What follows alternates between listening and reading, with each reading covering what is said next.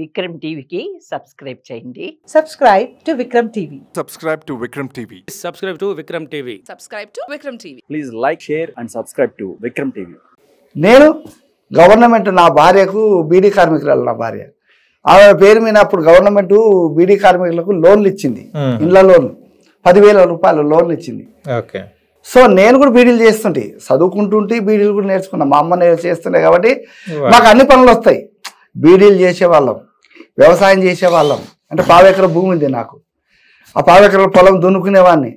నేను, నా భార్య, ముందు మన అమ్మ, మా నాన్న, తర్వాత నేను, మా అమ్మ, నేను, నా భార్య, నా కొడుకు సాయి చంద్ర, నా పెద్ద కొడుకు క్రాంతి కుమార్, నలుగురం కూడా చేన్లు చెట్లు కొట్టుకొని పొలం దున్నుకొని, అంటే ప్రతి పంట నాటేయడం వచ్చు, కలుపు తీయడం వచ్చు, కుప్ప కొట్టడం వచ్చు, బంతులు చేయడం వచ్చు, వరి కల్లాల నుంచి ఒడ్డు తీసుకొని మిల్లులకు తీసుకురావడం తెలుసు, మిల్లు నుంచి ఒడ్లుని బియ్యంగా మార్చి ఇంటికి తీసుకెళ్ళడం బండ్ల మీద, ఇవన్నీ పద్ధతులు మాకు తెలుసు. ఇంతటి శ్రమ తెలుసు మాకు.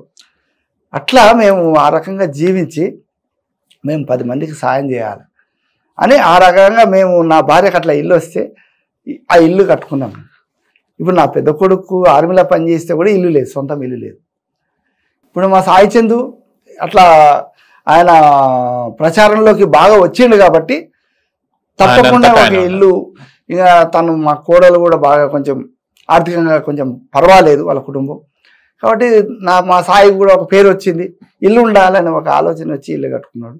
అయినప్పటికీ కూడా నా ఊరును మరవకూడదని అమర్చింతని మర్చిపోలేదు. మా అమర్చింత ప్రాంతం అంతా మర్చిపోలేదు.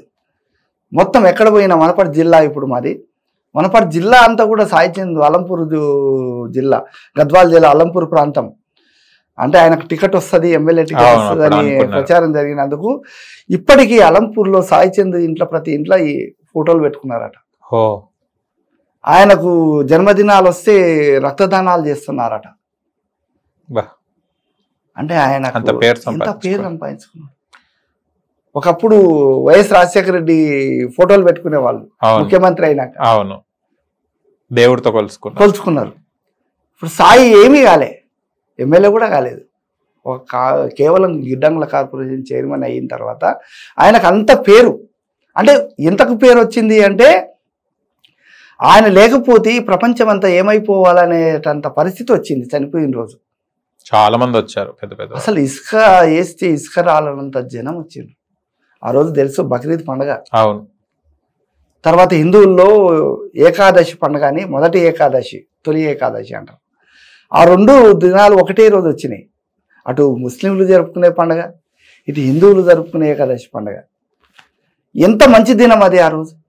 కానీ ఆ రోజు సాయి చంద్ యొక్క శవయాత్రకు ముస్లింలు వచ్చిండ్రు, హిందువులు వచ్చిండ్రు, క్రైస్తవులు వచ్చిండ్రు, సిక్కులు వచ్చిండ్రు.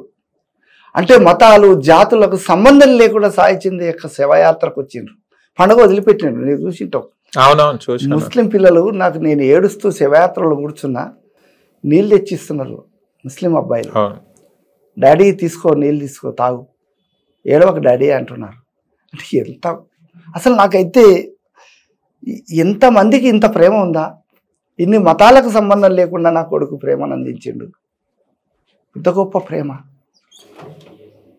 నువ్వు ఉంటే చాలు, నువ్వు ఉండాలి. నువ్వు డాడీ మాకు పండుగలు వద్దు, పబ్బాలు వద్దు, మా పండుగ మళ్ళా సంవత్సరం వస్తుంది.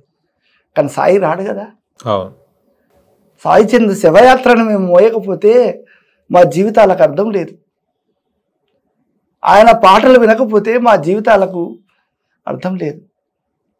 నిన్ను చూడకపోతే అసలు నీవు ఎప్పుడూ కనవల్లే.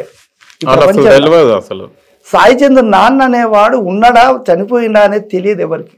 సాయి చంద్ చనిపోయే వరకు మీరు ఆ రోజు వచ్చి ఏడుస్తుంటేనే అదే వీళ్ళ నాన్న అని తెలిసింది. పోలీసు వాళ్ళు కూడా ఆడ గేట్ కాడ, కమాన్ కాడ ఆపినరు. సాయి చంద్ చనిపోయినప్పుడు ఆపిన మా కారు. నేను చూసి, నేను సాయి చంద్ వాళ్ళ డాడీని అంటలకు పోలీసు వాళ్ళు అందరుగా అరే నువ్వా అని అప్పటిదప్పుడు అంత పోలీసు వాళ్ళంతా నాకు కారం పడి వచ్చి, ఇక నేను దిగి ఏడుస్తూ బోర్ల పడి కింద పడిపోయి, ఇక ఆ రోజున మీరు విన్నట్టు పోయిన ఆకాశాన్ని విన్నట్టు పోయినాయి. అంటే అప్పుడు చూసిండ్రు సాయి చంద్ వాళ్ళ నాన్న బ్రతికి ఉన్నాడు. అంటే అమ్మ చనిపోయింది తెలుసు, కానీ మీ గురించి తెలుసు. నాన్న గురించి, నాన్న బ్రతికే ఉన్నాడు, ఈయన ఇంత బాగానే ఉన్నాడు, ఎవరికి తెలియదు కదా సాయి చంద్ వాళ్ళ నాన్న ఉన్నాడని ఎప్పుడు చూడలేదు. అంటే ఎక్కడ వేదికల మీద కానీ లేదా ప్రచారంలో కానీ లేదా వాళ్ళ ఇంటికాడ దగ్గర కానీ కాలనీవాసులు కూడా చూసలేరు నన్ను. ఎవరు సాయి చంద్ వాళ్ళ నాన్న అంటే ఇప్పుడే చూస్తున్నాం మేము. ఎమ్మెల్యేలు, మీరు, మీడియా అంతా కూడా నాతో పాటు మీరు అందరు ఏడ్చిండ్రు బాబు. ఆ కళ్ళలో నీళ్ళు వచ్చేసి మీరు ఏడుస్తుంటే అసలు ఏమి దుఃఖం ఇది. ఒక కొడుకుని కోల్పోయిన తండ్రి యొక్క బాధని ఎంత అంటే ఎంత ప్రేమించి ఉంటే తండ్రికి అంత దుఃఖం ఉంటుంది. ఎంత మంచిగా చూసుకుంటే ఆ తండ్రికి ఆ ఆవేదన ఉంటుంది. ఎంత ఆశించకుండా పిల్లల్ని పెంచుకుని ఉంటే అంత గొప్ప ప్రేమని ఈ ప్రపంచానికి చాటగలుగుతారా? అంటే మమ్మల్ని అందరినీ ఏడ్పించగలుగుతాడా?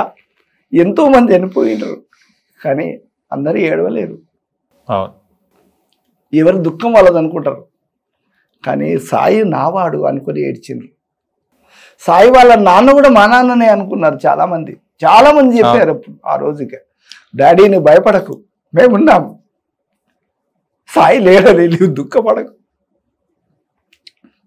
నీవేమి రోదన చెందకు, నీ ఆరోగ్యం కాపాడుకో, నీకు ఏ సహాయం వచ్చినా మీ చెయ్యి అందిస్తాం, మేమున్నాం, నీకు ఆపద వచ్చినా లేదంటే నీకు ఏదన్నా చిన్న కబురిచ్చినా మేము నీ ఎంబడి వస్తాం అని ఎంతోమంది చూశారు మీరు. ఆయన దశదిన కర్మలో కానీ శివయాత్రలో కానీ లేదా మొన్న వర్ధంతి సభలో కానీ సేమ్ అదే జనము చనిపోయినప్పుడు దశదిన కర్మ అప్పుడు ఎంతమంది వచ్చిండ్రో అంతమంది వచ్చిండ్రు. మళ్ళీ ఇంత గొప్ప జీవితం ఉన్నది సాయి చంద్ది.